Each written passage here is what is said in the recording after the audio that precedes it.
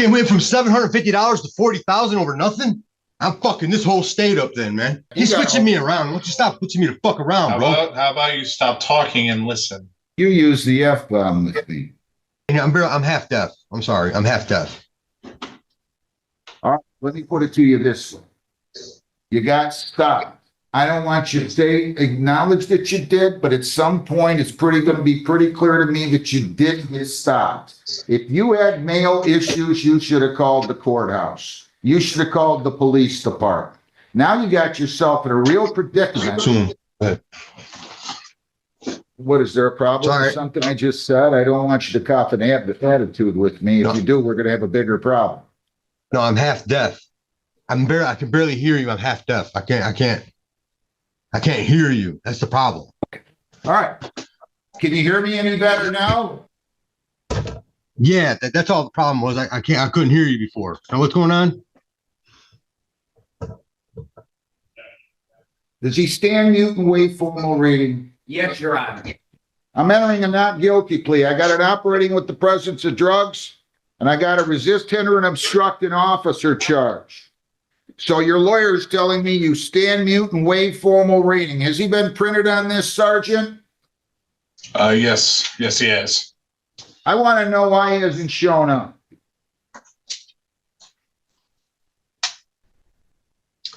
I apologize. Why did you not show up? I didn't get notice. Well, you knew you got stopped. You should have called the court. We sent it to. Is that your address? That's my address, but sometimes things get dropped. Sometimes things get dropped. You know what I mean? We sent 2 letters there. If they came back, we would have put them in the file. Oh, you were supposed to be here on April 30, and then you were supposed to be here on May the 14th, and you didn't show up either time, and I don't have any return envelope or any envelope stamped that was sent back to the courthouse, or it would be in the file. Where does he work? He's on disability credit.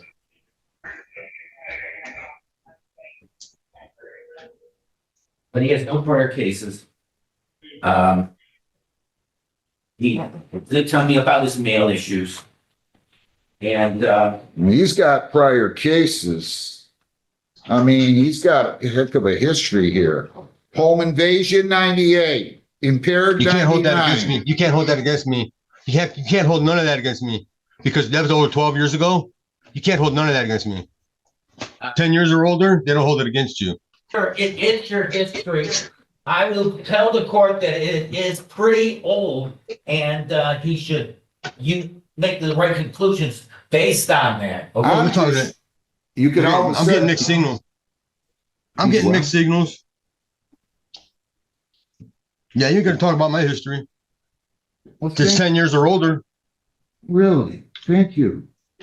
I could just go to trial with it and then show you that they kept me in the police station for 2 days before they took me to the hospital to even prove that I had drugs in my system. About the substance, especially. They kept me for 15 days in the hospital. And then, now you ain't doing this. Just let me go. I'll come to court and I'll take care of it. I promise. Sir. I just didn't get noticed. Attorney next time who will discuss those issues with you. Today, we're just concentrating on bond. I was reading your history as I was reading it to myself. You can't read my history because it's over 10 years old. Don't interrupt. Are you dealing with me or dealing with them? He's switching me around. Why don't you stop switching me to fuck around, bro? How about you stop talking and listen? I'm going to set you down now. You cannot leave the state without the consent of the court. You cannot violate a law. You must appear in court as directed. If you're going to be so defiant, that tells me you're a flight risk. 40,000, 10%. No alcohol, no marijuana, no illegal controlled substances.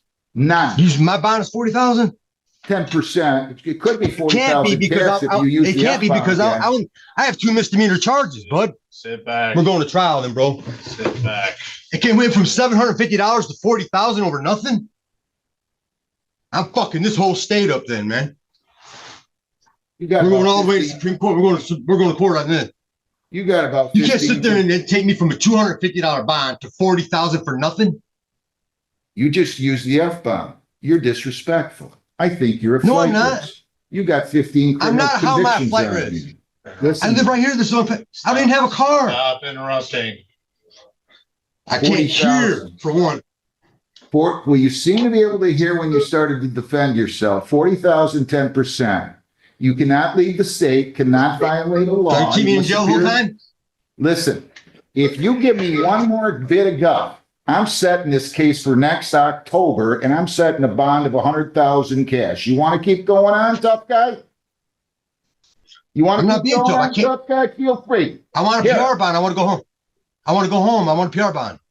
40,000. Please. No. Please. No. No. You're disrespectful. Well, then I'm suing you then. Good, sue me. Okay? Come on, bring it on. Can't wait. I'm never going to get out, man. 40,000. Come on, man, don't do me like this. But the court gives us this possible. Yeah, I'll do that, but he's not going to yell at me and call me. I didn't mean to yell at you. I can't. I'm deaf. I didn't mean to yell at you.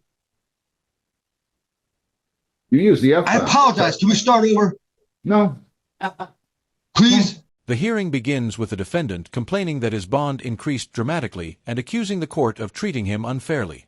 The judge immediately tells him to stop interrupting and listen. The defendant explains that he missed his previous court dates because he never received the court notices, claiming that mail delivery at his apartment is unreliable. He also repeatedly says he is half-deaf and cannot clearly hear what the judge is saying.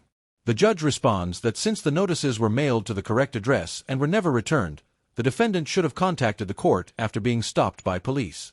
As the discussion continues, the judge reviews the defendant's criminal history, while the defendant argues that those old cases should not be used against him because they happened more than 10 years ago. The defendant continues interrupting, and the judge repeatedly orders him to stop speaking. No. Can we start over? No. Please? No. No. Please, can we start over? I can't hear you, so I'm yelling. I'm not a tough guy. You used the F-bomb with me. No, I didn't. Oh, you did? I never cussed you. I would not disrespect you. I can't. I wouldn't disrespect you like that. I apologize. Listen. Please, my mom's dying right now. Will you please let me go home? I'm convinced you can hear a lot better than you think, or at least letting on, because all of a sudden you were able to comprehend. Now, I'm not going to argue with you. I'm telling you it's June 11th at 9:30.